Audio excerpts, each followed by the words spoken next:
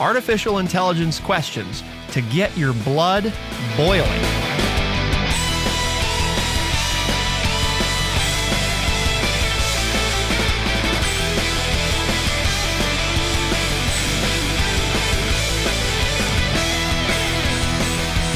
Welcome to The State of Us. I'm your host, Justin T. Weller, joined today by the one and only, your friendly redneck liberal and the senior resident historian here at True Chat, Mr. Lance Jackson. Today, we're going to talk about one of the friendly redneck liberals' most favoritist topics in the whole widest world. Good English there. Yeah, I thought you'd like that. And that is artificial intelligence. Artificial intelligence. Is that an oxymoron? Well, I guess that's what we're going to talk about today. Jumbo shrimp, you know. The other thing, I guess, is it artificial intelligence? But here's the danger today, folks, is it would be so easy to go down rabbit holes on this stuff. We have 25 questions. You heard that right. 25 questions. We're not getting all of them. No, we're not. If our listeners have listened for any amount of time, they know that there's no way in the stretch of the imagination. I'm going to try to keep We could maybe read the 25 questions, but that'd be about as far as we could get. I don't know much about artificial intelligence because I don't want to know about it. It's like... Does it scare you? But,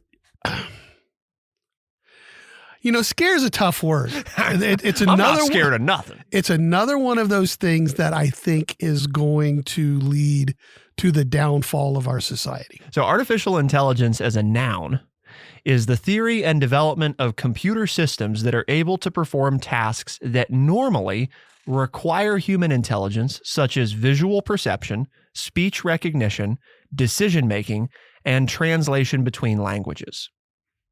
That's artificial intelligence, at least. I understand, but it's the Pandora's box. That's kind of what we're talking about today.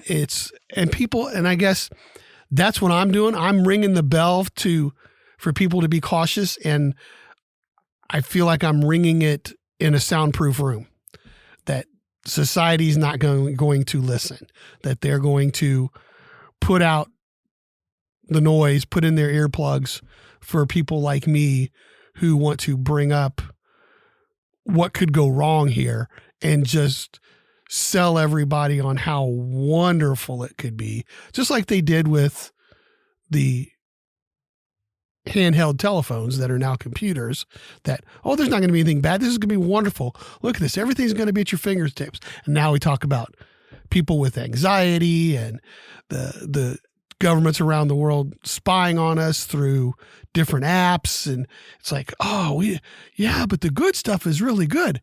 Yeah, but what are the bad things? And we go headlong into it anyway. So that's not a fear. To me, it's just straight beware. Beware. That's how we sum up today's show for everybody, is beware. Beware, spy. It's coming. It's going to happen. And how you deal with it is going to be up to all you folks and me too for the next few years. Because, right? I mean, here's just the case in point. You haven't even gotten to the questions, but what happens when we've already seen it in political contests? The opposition creates some AI ads and puts them out there as you. And all of a sudden you're on film. It looks real. Everybody's watching it. They're running it on news shows, and it was created by your opponent. And there's nothing you can do to stop it. And it looks like you, sounds like you. It's probably using words that you've said in other speeches, but putting them together in a different way. And there's nothing for us to know on the surface that it was faked. So I thought, Lance, they introduced just recently to the web browser that we use, Microsoft is investing heavily, of course, in artificial intelligence, as you might expect. And they've released an artificial intelligence powered version of their search engine that you can chat with, ask questions to. So I thought we would ask an artificial intelligence, just because, why not? Is AI dangerous? So I just typed that in, and it took about 3 seconds. So we're trying to talk to me and talk to an audience, and you're also talking to a computer? Yeah. We're bringing, we have guests on all the time. I figured we might as well, right? Bring in the guest. Poor Lance, he's scratching his head. He's like, I This is didn't the ask for first. all this. Yeah. Oh, So- you notice we're almost halfway through the first segment. We haven't asked one question yet. No. Well, here's the first question. Okay. Is AI dangerous? Now, And we're asking AI. we're asking AI. That's right. AI can be dangerous in two ways. The AI is programmed to do something malicious, or the AI is programmed to be beneficial but does something destructive while achieving its goal.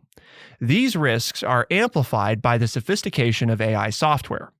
Automation of jobs, the spread of fake news, and a dangerous arms race of AI-powered weaponry have been mentioned as some of the biggest dangers posed by AI.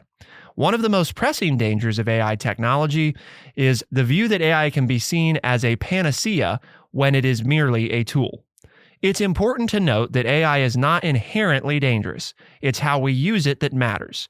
As with any technology, there are risks and benefits. We must be aware of these risks and work to mitigate them while maximizing the benefits. Sounds like a good propaganda piece written by AI there. Now, if you'd What like... does AI think about that? The friendly red type in the friendly redneck liberal says this is all propaganda. So it's thinking. It says, I'm sorry, but I prefer not to continue this conversation. I'm still learning, so I appreciate your understanding and patience. See? I dumbfounded AI. There you go. Doesn't have an answer for me. It will not respond to the fact that someone is being critical, because I'm not a something, I'm a someone. So someone is being critical of it, and it's just going to tap out and say, I will no longer respond. It does note, I guess we should, in That's fairness... one victory for humans. In fairness, the other thing is you can set your tone of responses from the AI, so you can ask it to be more creative, more balanced, or more precise. And depending on what you ask from it, depending on what tone you're asking for, it will cite more or less sources. I asked it and it begged off. That means I win. That's all that matters. That's all that matters. All right. I conquered AI. First question. Well, second question. If a painting, song, novel, or movie that you love was generated by AI, would you want to know? Would it change your reaction if you knew the creator was a machine? Should an AI-generated piece of art be allowed to enter an art competition? It's fine. Yes, I want to know, and it wouldn't take away from my enjoyment of the piece, but I would want to know who or what created it, and I would still enjoy it, and I would, if I enjoyed it. You don't think you would enjoy it less because you No, do? I don't. I mean, but I would like to know. I would like to know you are sitting down to watch a piece of action film or sporting event or concert that has been created by a computer. Okay, I know going in. It's like when I pick up a book.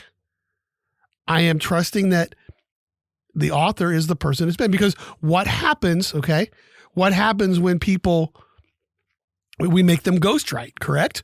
Right? If the author's not there, this was ghostwritten by so-and-so, and it's spelled out, in the acknowledgments. This person talked to so-and-so and did the writing for them. That it's the same thing. I just want to know. It doesn't necessarily take away from the enjoyment of the piece, but I think we have the right to know where what we're reading and watching and listening to has been created. And should a machine piece be entered in a contest against a human piece? No way. Now, if you want to create a category for the best AI picture of 2023, go ahead. I mean, we got categories for everything else, okay? So I guess I'm not saying that you're wrong, because I'm not entirely sure how I feel about it, but why do we not want AI in a competition against humans for like art? Well, we don't let humans compete against humans, like in sporting events or concerts, or there's classes. There are classes and leagues developments and age groups and weight and all of these different. We do that in everything else. We don't even always let And yes, there are those grandmaster chess champions who are 12 or whatever, and they compete. But again, I think everybody gets the gist of what I meant by that. So that's my point, is that we have categories. So put AI in a category, because it's not human, right? I mean, isn't that what you've told me? Well, see, here's why I think this is a difficult. I mean, I know AI is created by humans, and but yet it starts to learn on its own, correct? But it's still not a human. It doesn't have a beating heart. If I pull the plug out, it doesn't work. I mean, we're not to that movie yet, right? I watched that. I forget what it was, but you mean I watched some sci-fi movie where, the computers start to take over and the humans pull the plugs out of the wall and the computers continue to operate and run the world. I'm sure it's been done multiple times, but it's like we haven't gotten to that point in AI yet. So the challenge, so what's the challenge? I mean, I don't see the challenge. Explain what's the challenge.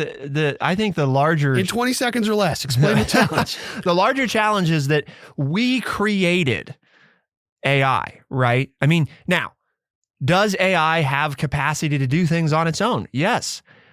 But humans created it. So we act all the time like it's this separate thing from us, that it's this other,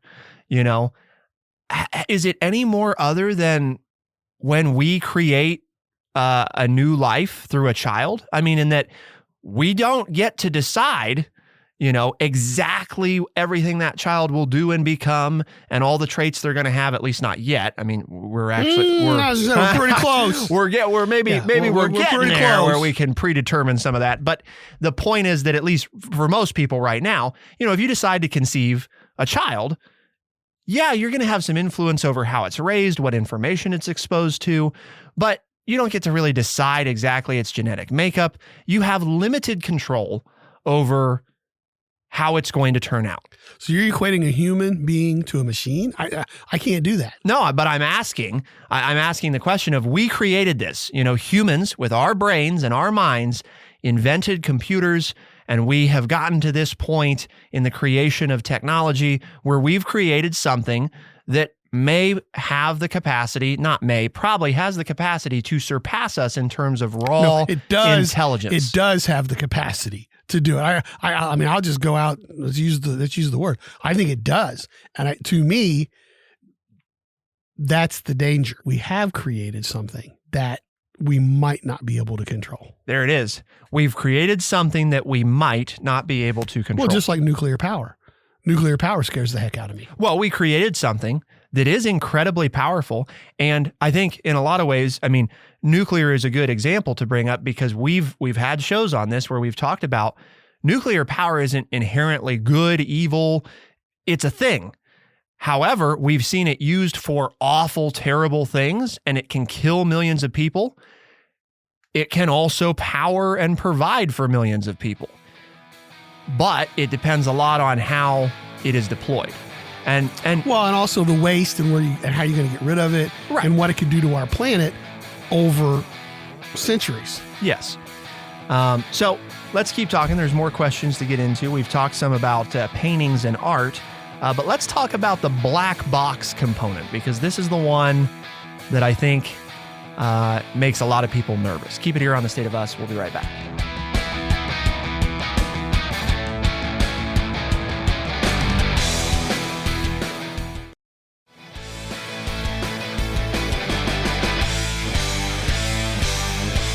Unlike human thinking, machine learning is a black box that can't fully illustrate its rationale, at least not yet. Even if machine learning is right more often than humans, should we trust it more than professionals such as doctors who can justify their decisions? In other words, this is one of those age-old philosophy things, right? Way back before artificial intelligence was an idea. Sort of do the ends justify the means? Do we care? Maybe we care. But if we can prove, right, that in a certain situation, an AI is more accurate more of the time than a person, but the AI can't explain to us how it was right, even though it's right more often, should we trust the AI?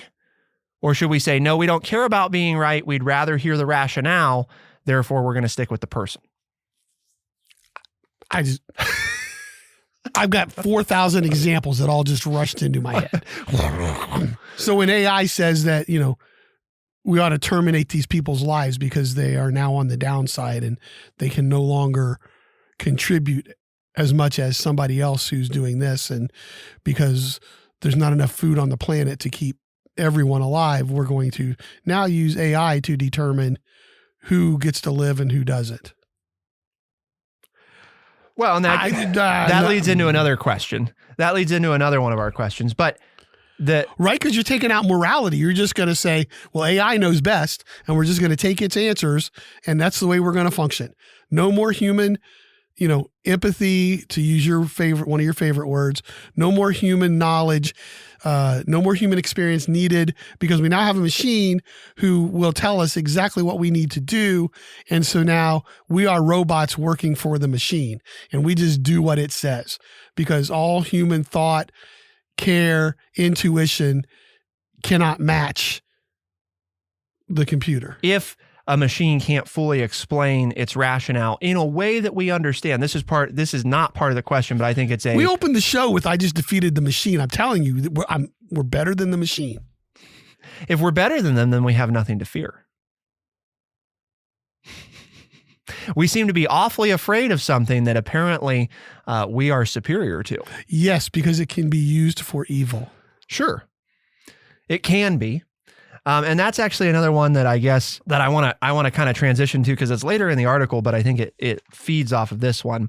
And that's assuming it's possible to create a sentient artificial intelligence.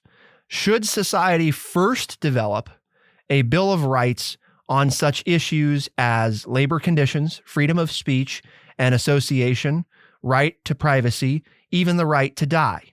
Should the sentient AIs themselves be the ones to devise or amend this Bill of Rights? So for those wondering, before Lance answers, let's define sentient.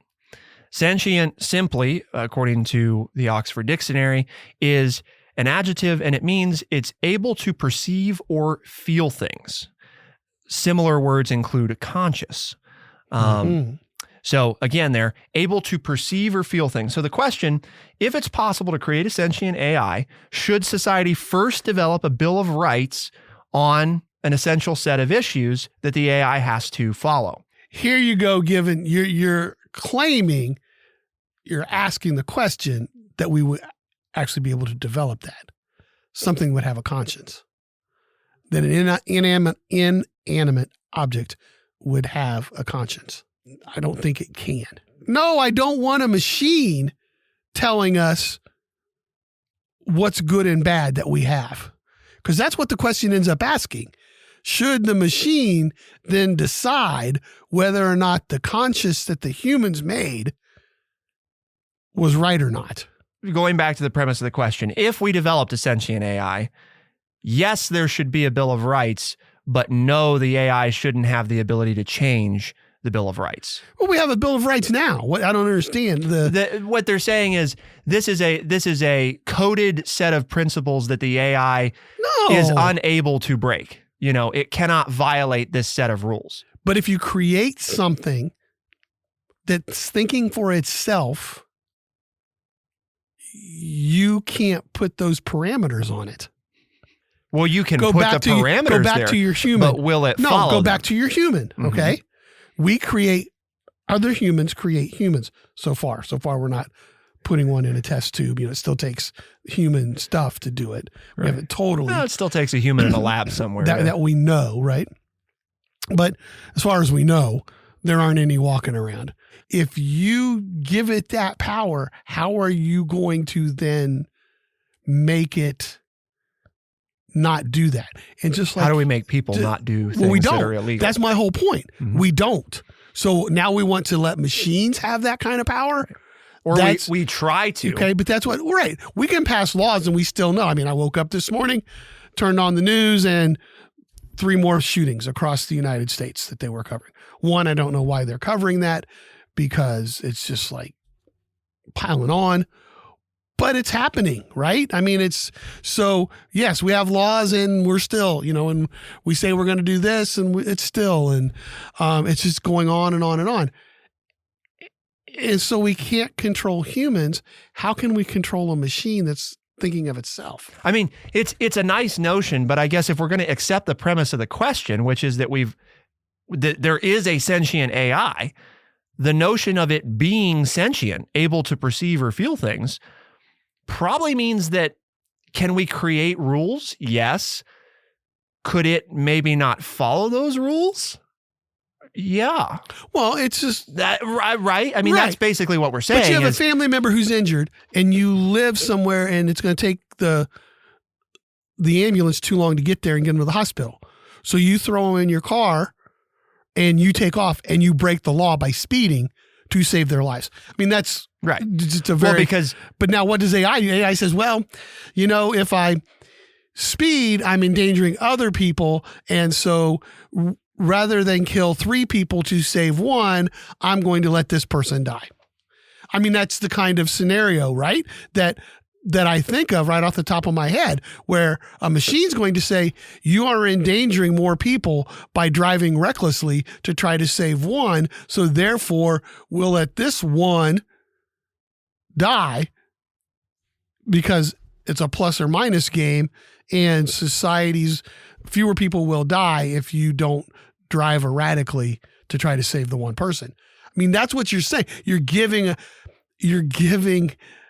a machine the power to make those kinds of decisions. Well, and that then loops back to that other question that we asked before. But if the machine on the whole ensures more people survive, is that necessarily a good thing? It's not to me if it's my loved one. It's not to you if it's your loved one. Are you sacrificing your loved one for the betterment of society? But haven't we created a society where we have already said as a society that I don't have the right to endanger other people for what I want? Now, we may choose to do that anyway, but we're now choosing to accept those consequences as well. In other words, we say as a society that you shouldn't, there is no reason that you should ever speed. Doesn't matter if you've got somebody in the backseat dying.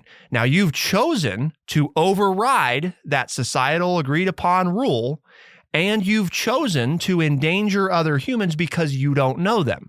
And we also have that whole, we're the exception, not the rule. We won't endanger anybody. We won't hurt anybody. It won't happen, but then say that 2 people do get killed because you're in an accident and you kill yourself and the person you were with, right?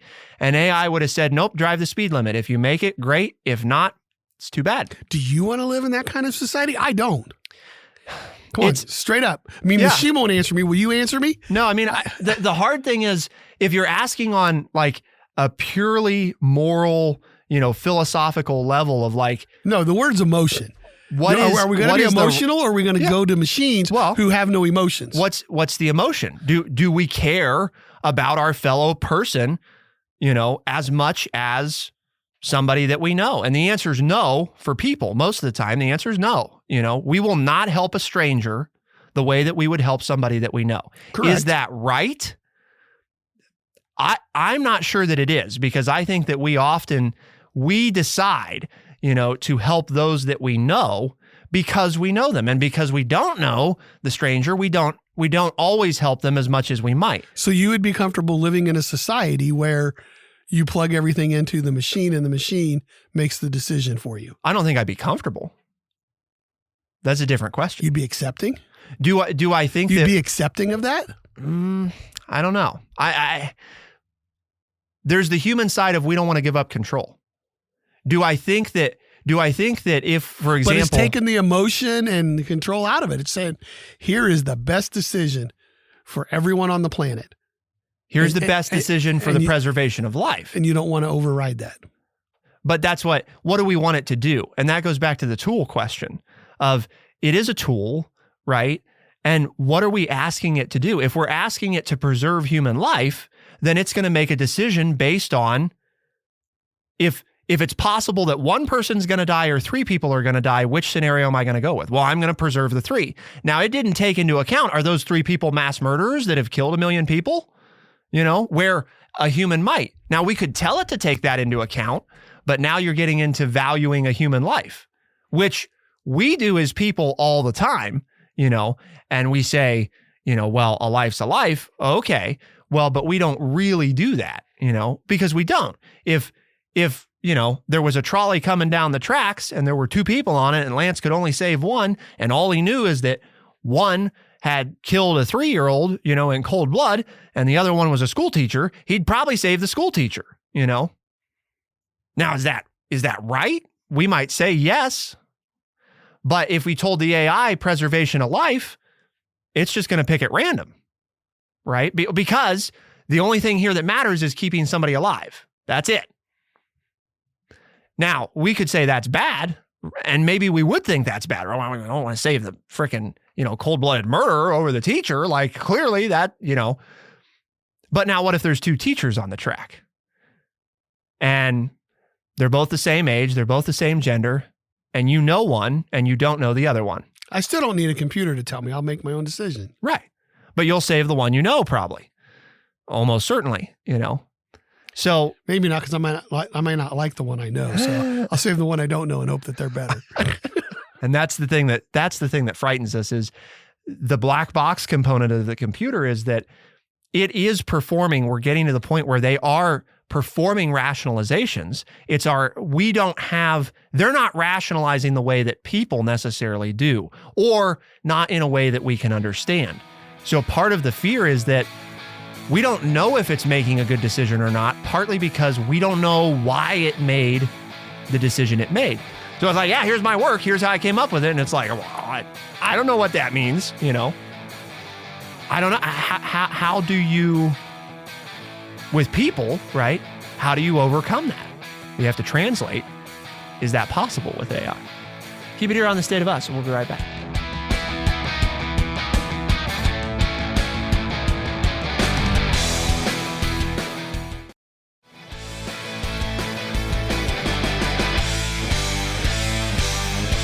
Artificial intelligence. It's a big word. Not really, but it's a big phrase that means a lot of things, I guess. And part of the challenge is, when we talked about this the last time we discussed AI, we group a lot of things into AI, right? Because technically a lot of things fit the definition. When you do a Google search, is that artificial intelligence? Yeah.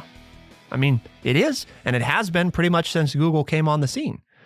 Now, is that the same thing as the chat bot that I was just using a few minutes ago when we started the show to ask a question?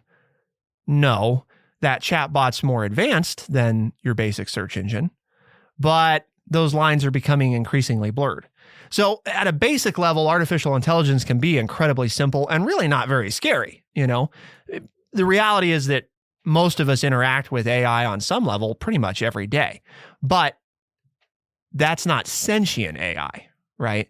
That's things that have the ability to perceive or feel being sentient. Now you're in a different level because you're giving them some degree of autonomy, right? Where just regular old AI may not have any autonomy at all. In other words, if you gave it, 2 + 2 = 4, it couldn't tell you that 2 + 2 = 5. It's not possible. It cannot do that. Because it's not necessarily thinking, right? It is processing information and returning to you what it has on hand. You get into sentient, perceiving, feeling, consciousness. Those are a lot more gray, and they're a lot more distinctly human things, or animalistic things. I mean, are there other sentient life forms on Earth? We say right now, mostly the consensus is no, but in some ways I'd say this goes back to, as we've learned more about certain animals in recent years, it's a question of, are we trying to measure sentience against how we call ourselves sentient? And if an alien showed up here tomorrow and we didn't even know they were here, they might look at us and say, yeah, those aren't sentient beings. So part of what's so difficult about AI is it's all through our lens, right? I mean, there is no way to say, well, we're going to look at this from a non-human perspective. Like, we can't really do that. We created AI. We are judging AI. Removing the bias from the equation is pretty much impossible, And that goes to another big item. Give me one more question before the show's over. AI may be able to discover new medical treatments if it can scan large volumes of health records. Should our personal health records be made available for this purpose if it has the potential to improve or save millions of lives?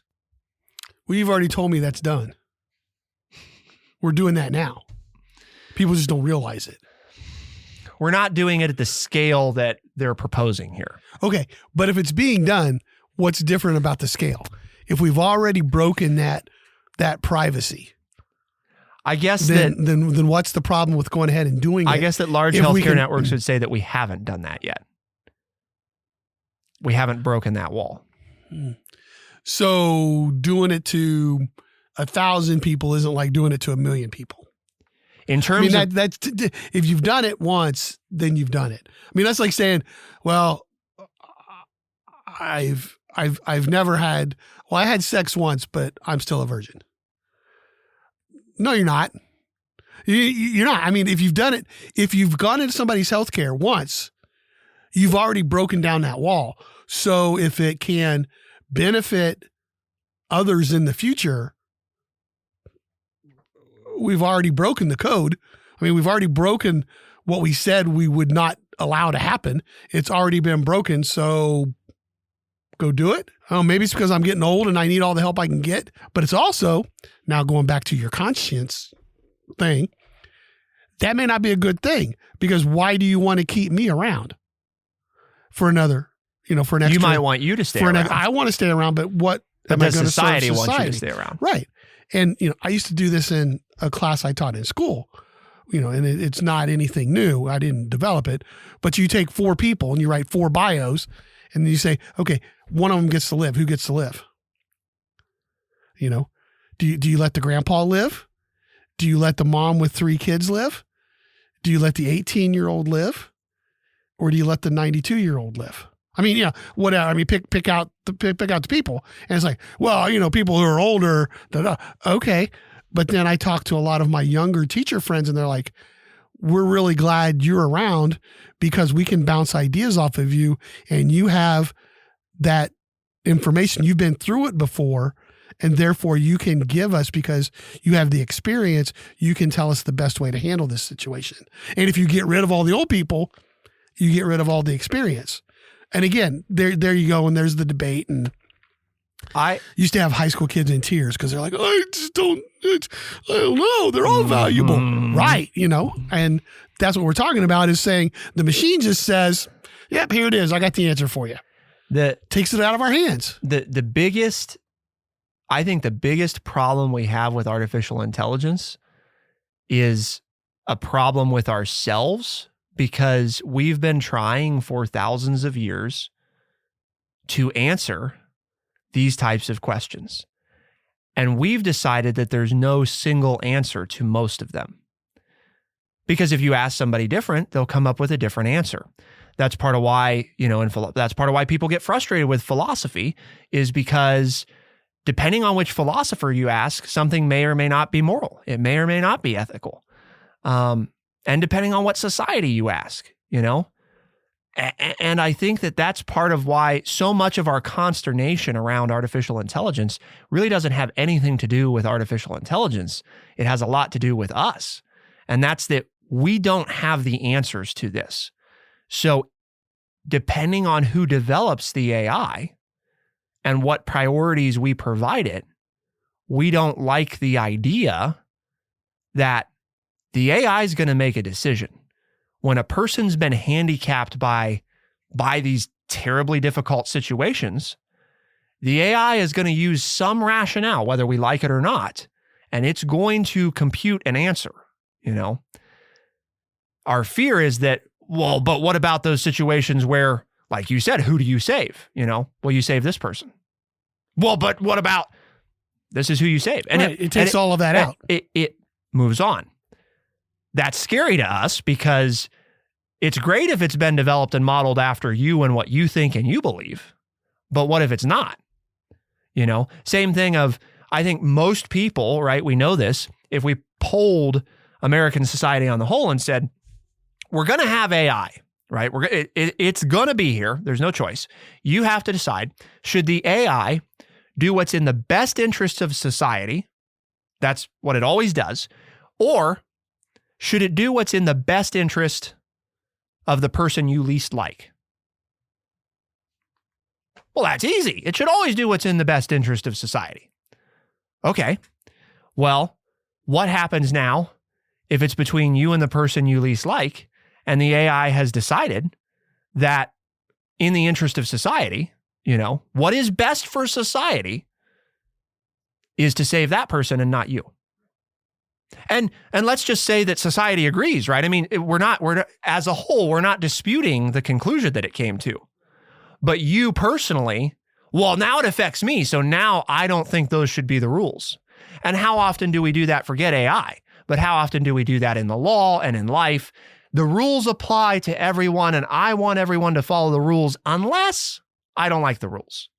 And I think that's a big part of it is there's a removal of freedom in what we're talking about, because we don't like the idea that we might actually create rules that we can't break. Interesting point. I mean, gives everybody something to think about. I'm not saying it makes us wrong. You know what I mean? No. Part of what makes us distinctly human is that we can do those things. Yep.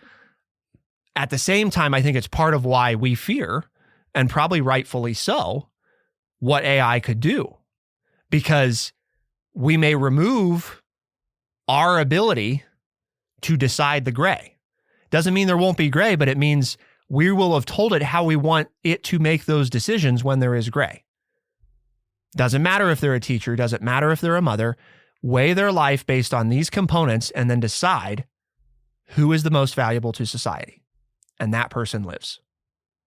And on the whole, as a society, we would probably agree with that, right? I mean, if we didn't know the people. Well, and that's, and as we get in here and trying to end, that's just one aspect of AI. Sure. We've just barely touched the surface of what all it could do. We got 5 of the 25 questions. Plus the one we asked. So we got 6. Well, and I don't know that, I mean, a few of those we answered, but some of them were like, well, you can't answer this question unless you answer this other one.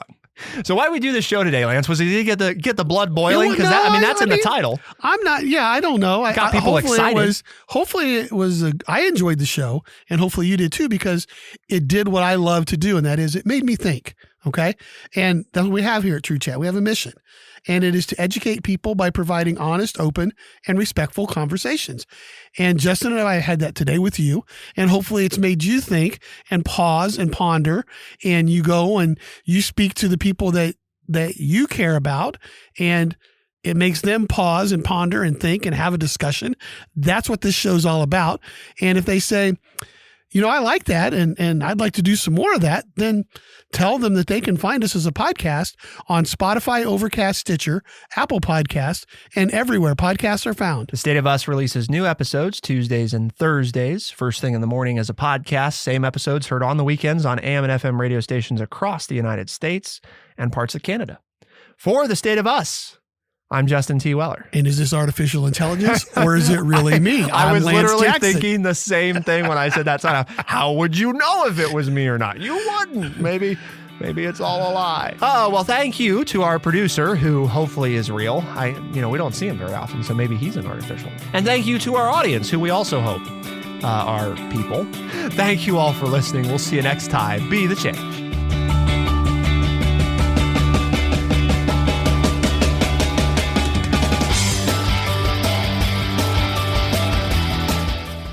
Be sure to check out our website, thestateofus.org, for books, articles, and all the ways to tune in. thestateofus.org.